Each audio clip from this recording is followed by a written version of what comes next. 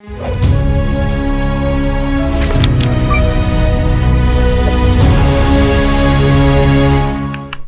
साथियों, सहारा इंडिया प्रबंधन तंत्र जो काम वर्षों से निवेशकों के साथ करता आ रहा है, अपने एजेंट के साथ करता आ रहा है, अब वो अपने मास कम्युनिकेशन के कर्मचारियों के साथ करते हुए अब प्रिंट मीडिया तक पहुंच गया है। लगातार कर्मचारियों के वेतन को रोके जाने का मामला सामने आ रहा है और वही कि सुप्रीम कोर्ट में केस है और जो कहा जाता है सहारा के स्पेशल लोगों के द्वारा कि जानकारी का अन्य लोगों को अभाव है और उनसे ज्यादा सहारा के लोगों के द्वारा कोई जानकार है नहीं। उनका कहना यही रहता है कि मामला सुप्रीम कोर्ट में है, किसी हाई कोर्ट में है, किसी डिस्ट्रिक्ट कोर्ट में है, कंज्यूमर फोरम में है, किसी सिक्योरिटी अपीलेट ट्रिब्यूनल में है।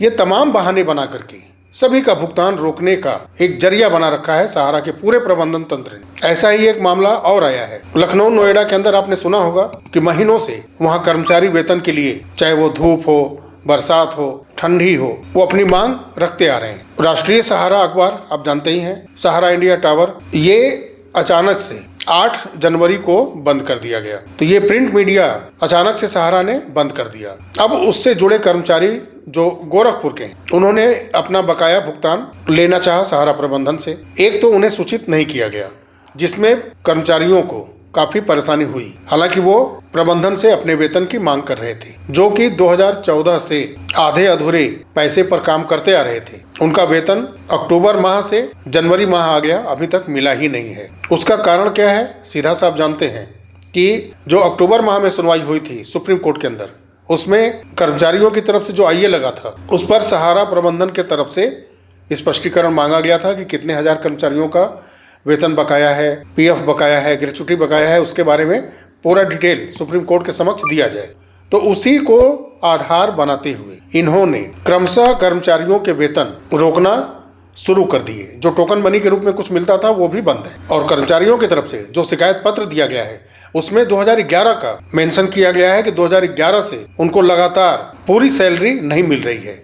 थोड़े थोड़े सैलरी पर वो काम करते आ रहे हैं, इस उम्मीद में है कि कभी स्थितियां सुधरेंगी और उनका पूरा सैलरी बकाया मिलेगा, उनका प्रोविडेंट फंड हो, ग्रेच्युटी हो, ये सब मिलेगा आगे चल के। कितने रिटायर हो चुके हैं, उनका दुख दर्द सहारा प्रबंधन को नहीं दिख रहा है और ये सोशल मीडिया पर आ करके सभी लोग घंटों घंटों मंत्रणा करते हैं, आश्वासन देते हैं कि पाई पाई सबका भुगतान होगा, सबके घर तक जाके भुगतान होगा। और जो आज भी इनके लिए कार्यरत है, सहारा ग्रुप में कहीं ना कहीं से जुड़ा है, अपने परिश्रम से सहारा ग्रुप को पैसा अर्जित करवा रहा है, उसको ये वेतन नहीं दे रहे हैं। और ये बड़ी बड़ी बातें करते हैं कि सभी निवेशकों का पैसा दिया जाएगा, कर्मचारियों का पैसा दिया जाएगा।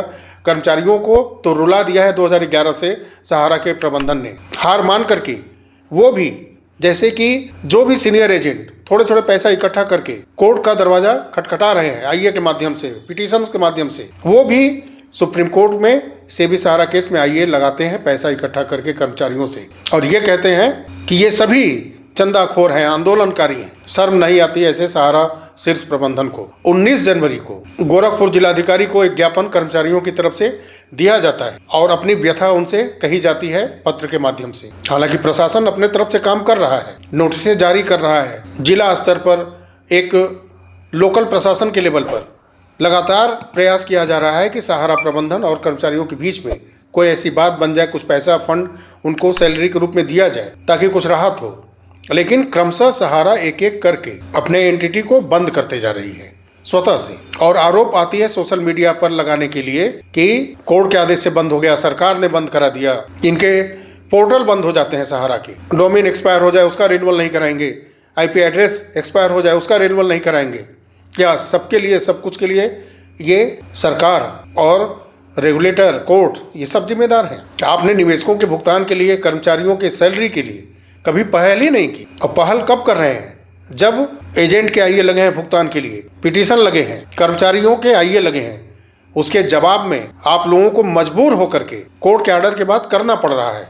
वो भी फंड कहाँ जारी हो रहा है। सहारा प्रबंधन के लोग ऐसे कर्मचारियों से मिलने तक नहीं जा रहे हैं। कर्मचारी प्रशासन से मिल रहे हैं, प्रशासन के जरिए नोटिस जारी किया जा रहा है सहारा प्रबंधन के लोगों को, तब जाके कुछ जवाब तलब हो रहा है किसी से। कुछ दिन पहले सहारा के जो सोशल मीडिया के रिप्रेजेंटेटिव हैं कहते हैं कि सभी का लिस्ट बना करके कर्मचारियों का सुप्रीम कोर्ट में दे दिया गया है और यहाँ कर्मचारी मांग रहे हैं कि जो लिस्ट सौंपी गई है तो हमारा भी सैलरी सहारा में बकाया है, तो उस लिस्ट में हमारा नाम है कि नहीं है। कितना ट्रांसपेरेंसी सिस्टम है सहारा प्रबंधन का कि जिन सहारा के कर्मचारियों का पैसा बकाया है उनका नाम है कि नहीं है, उन्हें पता ही नहीं है और लिस्ट बन करके सहारा के लोगों के मुताबिक सुप्रीम कोर्ट में पहुंच गया है। इन शिकायत पत्रों में मांग की गई है कि वो लिस्ट सौंपी जाए उन कर्मचारियों को जो लिस्ट सुप्रीम कोर्ट के अंदर दी गई है कि उनमें उनके बकाया सैलरी का जिक्र किया गया है कि नहीं, उनका नाम है कि नहीं। पहले के वीडियो में मैंने स्पष्ट कहा था कि सहारा लगातार क्यों और चारों तरफ से घिरती जा रही है,